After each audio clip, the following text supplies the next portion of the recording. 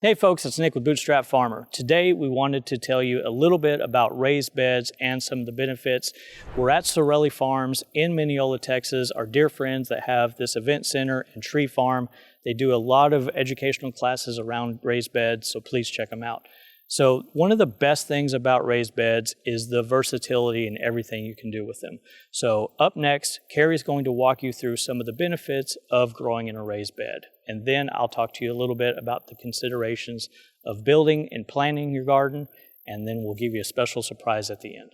Raised beds can be helpful because you can customize your soil based on your plant's needs. And in a case like this, when you have multiple variety of plants, you can customize each bed to those different plants. Raised beds also offer a physical barrier from common garden pests such as slugs and snails. The best thing about raised beds is there's far less weeds that you have to worry about in each bed, and that will help to reduce your overall labor each season. And for anyone with accessibility issues, having your raised beds can help if you're in a wheelchair or you've got back issues and you need to sit down. It brings your plants up to you. And raised beds can be customized to any height, bringing more accessibility to anyone. Raised beds also provide a structured and organized system to help maintain and continue your garden. Seasons can be extended in the fall and winter by adding frost blanket and adding shade cloth in the summer on these hoops behind me. Raised beds can be made out of any material to match the aesthetic of your farm or your home. They can be made from wood, stone, or metal. Raised beds can be equipped with customized irrigation systems so the plants get the water that they need. You can also save water and labor by adding timers to your irrigation system. Since your soil is contained in your raised bed, you don't have to worry about erosion during rain events. So let's talk a little bit about building your raised bed. You don't need any special tools, hammers, saws. If you're going to cut metal, maybe a metal blade or something like that. But it's pretty straightforward and very simple construction.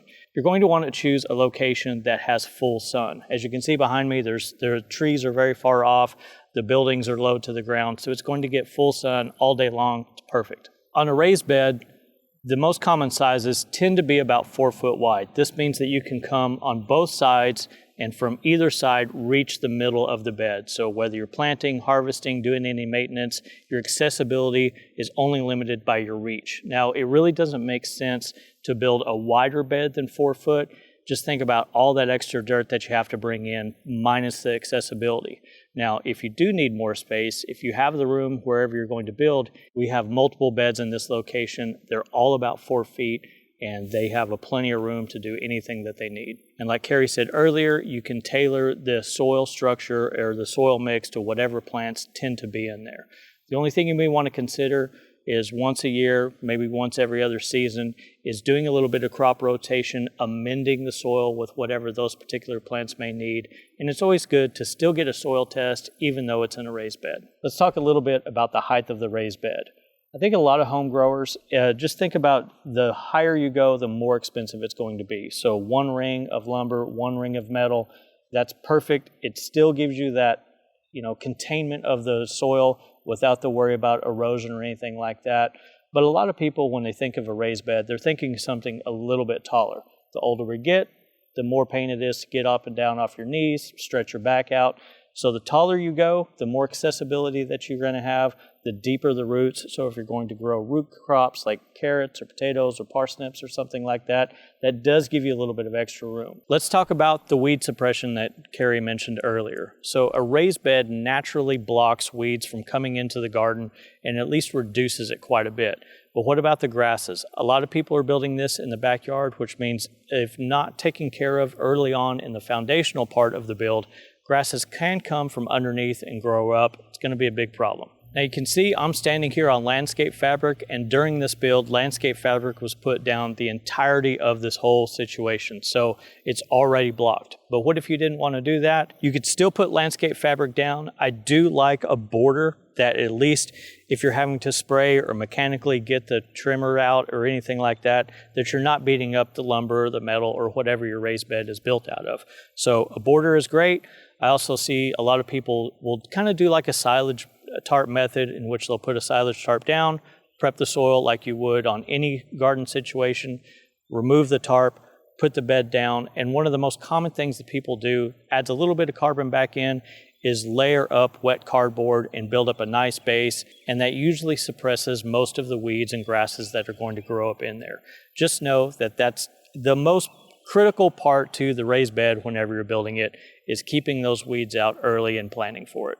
Another thing to consider during the early stages is all of these raised beds are going to have water. So aside from having no trees and a lot of sunlight, it's also a good idea to think about if you don't have water access, if you have to bring water to it with piping or something, go ahead and do that now so you have water at a central location, or at least a place that you can tie in a hose for each individual bed, or perhaps put in a drip irrigation system. So back to the build, we're almost universally looking at a rectangle frame in which corner posts are put in and lumber or metal are attached to the sides. Now, I would personally, at this stage, line the entire thing with landscape fabric just to give you that extra peace of mind. It's permeable, so that means if it rains or something like that, even if you have some type of cover over there certain times of years, that as this gets watered with a rainstorm, it percolates down and drains out the bottom. Which also means as that water fills up the bed, does it have a place to go? So consider your drainage. Where's that water going to go? You don't want to be sloshing around and standing in pooling water that could attract some waterborne pests like mosquitoes. Now, no matter how you're going to fill the bed, there's two schools of thoughts. Is do we get compost and topsoil in bulk, or do we get bag goods and bring it in? Totally your option. I see some people love either single way. I personally like bags. Yes, it's a little bit more expensive, and in a bed this size, this tall, this long, with this many, that's a lot of bag goods. So you're going to have to make that decision on your own. So things to consider. Can you buy it in bulk? And if so, does your farm, does your house, does your HOA or community have the width and the tonnage available on the street load to be able to bring in a truck that size? We're often looking at a 7 or 12 or sometimes even a 20-yard dump truck. So that's a lot of weight. You wouldn't want to put that on your ground, especially if you have irrigation systems or underground cabling that could collapse under the weight of the truck. That truck may or may not leave ruts. It may or may not cause damage to the driveway. So these are all worst case scenarios, but they're also scenarios I've seen time and time again. So when it comes to filling up, if you're going to do bulk, know that once that gets dropped off, you're going to have to shovel that in a wheelbarrow or a cart, move that cart to the location, and either dump it if it's low enough, or if it's in a bed this tall, you may have to shovel that in again. So that's a ton of labor. Versus the other side, let's say you do or don't have a truck, and if you don't have one, you could always rent a U-Haul or a trailer or something like that and buy these goods by the pallet, which means all you have to do is go to the truck, put the bag on your shoulder or in a wheelbarrow, bring this here, open it up, and dump it. Either way, it's kind of like a hoop house and ground post. People always want an easy route. In the early foundational parts of doing a hoop house or doing a raised bed, there's going to be some labor involved. If you physically can't do it, we certainly understand. This may be a good time to hire a couple of people just for the day or for a couple of hours to help you do that heavy lifting and to move all that weight. You're just going to have to do it once at the beginning.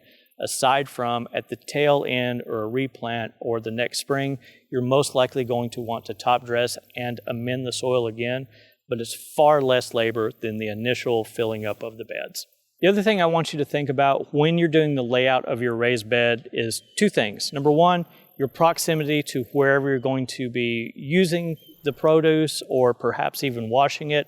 Like if this was just outside of your kitchen, you may want to consider putting the herbs or things that you're going to use. Like if you're going to cut those every day and use them, maybe that's closer to the door than the tomatoes, for instance. Also, wherever your vantage point is, and I'm really thinking about a backyard situation now, if you look out your windows, you don't want the tall stuff blocking like all the herbs. So like tomatoes in front of herbs, you may want to consider looking at the herbs and then the tomatoes. So just think about how tall the plants are going to be. Is it going to obstruct any views, or is it going to shade out any of the other plants as you're planting things around? So take a look at the sun, consider where it's going to be.